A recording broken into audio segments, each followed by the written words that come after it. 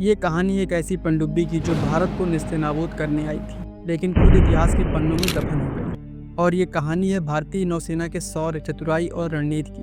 1971 की जंग का वो स्वर्णिम अध्याय, पीएनएस गाजी का खात्मा। तो चलिए चलते हैं समय की उस गहराई में जहां एक सबमरीन हमेशा के लिए डूब गई। 1947 के विभाजन के बाद वेस्ट पाकिस्तान और ईस्ट बंगाल को मिलाकर पाकिस्तान का उदय हुआ। शुरुआत से ही पाकिस्तान की सत्ता और संसाधनों पर वेस्ट पाकिस्तान का दबदबा था। पाकिस्तान के बड़े बड़े लीडर बांग्ला भाषी ईस्ट पाकिस्तानी लोगों पर उर्दू थोपने का कोई मौका नहीं छोड़ते। आए दिन उनके कल्चर को दबाया जाता। इन्हीं सब कारणों से समय के साथ पाकिस्तान के दोनों भाग पर दरार बढ़ती गई। 1970 के चुनाव में अवामी लीग ने शेख मुजीबुर रहमान की लीडरशिप में जुल्फिकार अली भुट्टो की पार्टी को करारी शिकस्त देते हुए एक नए युग का आरंभ किया। शेख मुजीबुर रहमान के पास बहुमत होने के बावजूद भी पाकिस्तान की आर्मी और वेस्ट पाकिस्तान के लीडरों को एक नॉन उर्दू भाषी व्यक्ति के नीचे काम करना बर्दाश्त के बाहर था। 1970-71 का दौर पूर्वी पाकिस्तान में उर्दू भाषी पश्चिमी पाकिस्तानी सेना द्वारा बंगाली नागरिकों पर अत्याचार अपने चरम पर थे। ऑपरेशन सर्च राइट के तहत नरसंहार ने लाखों शरणार्थियों को भारत के सीमावर्ती राज्यों पश्चिम बंगाल, असम, त्रिपुरा में धकेल दिया। भारत के लिए मानवीय संकट एक रणनीतिक चुनौती बन गया। मुक्ति वाहिनी बंगाली विद्रोहियों का संगठन भारतीय सेना से हथियार और गुरिल्ला युद्ध का प्रशिक्षण प्राप्त कर रहा था। यह समर्थन भारत और पाकिस्तान के बीच युद्ध को अपरिहार्य बना रहा। दोनों देशों की सेनाएं सांस रोके इंतजार में थी। भारतीय सेना के तीनों अंग थल, वायु और नौसेना युद्ध की तैयारियों में जुटे थे, जबकि पाकिस्तान अपनी पूर्वी इकाई को रसद पहुंचाने के लिए बंगाल की खाड़ी के समुद्री मार्ग पर निर्भर था और चट्टोग्राम बंदरगाह के पास एक नौसैनिक नाकाबंदी लागू कर दी। यह नाकाबंदी पाकिस्तान के लिए गले की हड्डी बन गई, जो नासूर बन चुकी थी। इसकी वजह से उनकी सेना पूर्वी पाकिस्तान में अलग थलग पड़ने लगी। तब पाकिस्तान ने एक योजना बनाई और अपनी पहली सबमरीन, या कहें कि साउथ एशिया की पहली सबमरीन, जिसका नाम पीएनएस गाजी था, को मिशन में लाया। पाकिस्तानी नौसेना को यह स्पष्ट था कि भारतीय नौसेना का विमान वाहक पोत आईएनएस विक्रांत इस नाकाबंदी का केंद्र बिंदु है। यदि विक्रांत को नष्ट कर दिया जाए तो भारत की समुद्री पकड़ टूट जाएगी और पूर्वी पाकिस्तान में उनकी सेना को राहत मिलेगी। इसके लिए पाकिस्तान ने अपनी सबसे घातक हथियार पीएनएस गाजी को चुना। पीएनएस गाजी तेज क्लास डीजल इलेक्ट्रॉनिक पनडुब्बी थी जो अमेरिकी नौसेना से लीज पर ली गई थी, जिसका मूल नाम यूएस डायबलो था। यह 75 से 90 दिनों तक पानी के भीतर रह सकती, जिससे यह गुप्त मिशनों के लिए परफेक्ट थी। इसमें टारपीडो और समुद्री माइंस बिछाने की दोहरी क्षमता थी, जो इसे एक चतुर और घातक शिकारी बनाती थी। पाकिस्तान ने अपने सारे एसेट को एक्टिव किया और आईएनएस विक्रांत की पुख्ता लोकेशन पता लगाने का ऑर्डर दिया। गाजी का कमांडर कैप्टन जफर मोहम्मद खान एक अनुभवी अधिकारी था, जिसे 2 स्पष्ट उद्देश्य दिए गए थे: आईएनएस विक्रांत को टारपीडो हमले से डुबाना और विशाखापट्टनम बंदरगाह के बाहर माइंस बिछाकर भारतीय नौसैनिक गतिविधियों को पंगु करना। 14 नवंबर 1971 को युद्ध की औपचारिक शुरुआत से 18 दिन पहले गाजी चुपके से कराची बंदरगाह से रवाना हुई।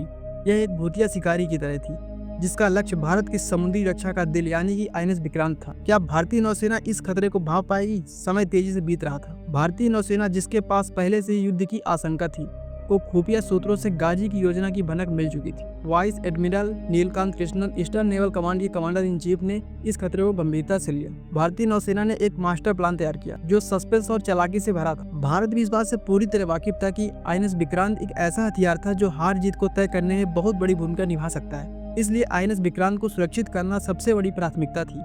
इसी दृष्टिकोण को अपनाते हुए विक्रांत को विशाखापट्टनम से हटाकर अंडमान और निकोबार द्वीप समूह की ओर भेज दिया गया। यह एक रणनीतिक कदम था, क्योंकि विक्रांत को बंगाल की खाड़ी में सक्रिय रखना जरूरी था, लेकिन उसे गाजी के निशाने से बचाना भी उतना ही महत्वपूर्ण था। लेकिन पीएनएस गाजी को भी नजरअंदाज नहीं किया जा सकता। वो कभी भी विशाखापट्टनम तक पहुंच सकता था। तब विशाखापट्टनम में खड़ा आईएनएस राजपूत एक वर्ल्ड वार 2 के युग का डिस्ट्रॉयर था, जो डीकमिशनिंग के लिए तैयार था। वो आईएनएस विक्रांत के रूप में गाजी के सामने पेश किया गया। राजपूत को डेप्थ चार्ट से लैस किया गया। ये पनडुब्बी रोधी बम पानी में एक निश्चित गहराई पर विस्फोट करते हैं, जिससे उत्पन्न दबाव तरंगे पनडुब्बी के ढांचे को चकनाचूर कर सकती हैं। अभी तक सब कुछ भारत के प्लान के अकॉर्डिंग ही हो रहा था। अब समय आ चुका था। तभी भारतीय नौसेना ने गाजी को लुभाने के लिए एक चतुर चाल चली। विशाखापट्टनम बंदरगाह के आसपास जानबूझकर भारी वायरलेस ट्रैफिक उत्पन्न किया गया, जिससे यह आभास हो कि विक्रांत भी यहीं है। इसके अलावा एक अनक्लासिफाइड टेलीग्राम सिग्नल भेजा गया, जिसमें एक नाविक अपनी बीमार मां के बारे में पूछ रहा था। यह सिग्नल इतना सामान्य था कि इसे इंटरसेप्ट करना पाकिस्तानी नौसेना के लिए आसान था। यहाँ पर सोचने वाली बात है, क्या गाजी इस जाल में फंसेगी? तभी भारतीय नौसेना ने एक खतरनाक दाव किया। अगर गाजी को असली विक्रांत की लोकेशन पता चल गई तो नाकाबंदी टूट सकती थी, लेकिन अगर जाल काम कर गया तो यह युद्ध का रूप बदल सकता था। गाजी का अंत। 3 दिसंबर 1971 की रात जब पाकिस्तान ने भारत के पश्चिमी हवाई ठिकानों पर हमला कर युद्ध की शुरुआत की, गाजी विशाखापट्टनम बंदरगाह के पास ही थी। वह माइंस बिछाने और विक्रांत को खोजने में व्यस्त थी। श्रीलंका के सिलोन के पास एक पनडुब्बी देखे जाने की खबर ने एडमिरल कृष्णन को और सतर्क कर दिया। उन्होंने अनुमान लगाया कि यह गाजी ही हो सकती है और वह विशाखापट्टनम या मद्रास के आसपास ही होगी। उधर 2 दिसंबर को ही राजपूत को समुद्र में रवाना कर दिया गया था और 3 दिसंबर को विशाखापट्टनम में थी।